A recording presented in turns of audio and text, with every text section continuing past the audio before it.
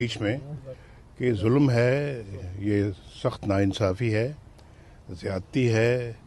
और मैं तो समझता हूँ कि ये सारी रवायात को तोड़ के रख दिया है मौजूदा निज़ाम ने, मौजूदा हुकूमत ने, और ये तो किसी सूरत भी काबिल कबूल नहीं है और ये हम कभी भी तस्लीम नहीं करेंगे।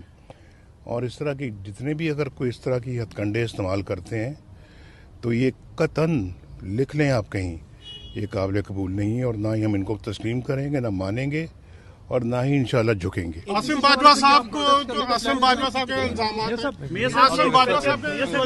है उनको तो कोई कार्रवाई नहीं है, क्या कहना चाहेंगे आसिम बाजवा साहब? आगे से हट जाइए। मियां साहब, ये एक्सपेक्टेड था जो हुआ है, ये एक्सपेक्टेड था जो हुआ है मियां शहबाज शरीफ की गिरफ्तारी के हवाले से।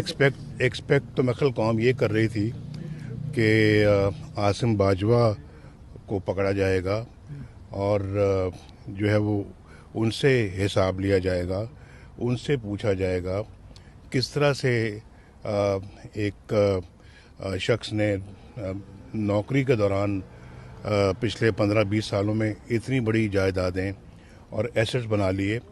तवक्को तो कौम को ये थी कि पकड़ा तो उसने जाना था, पकड़ उन्होंने शहबाज शरीफ को लिया है।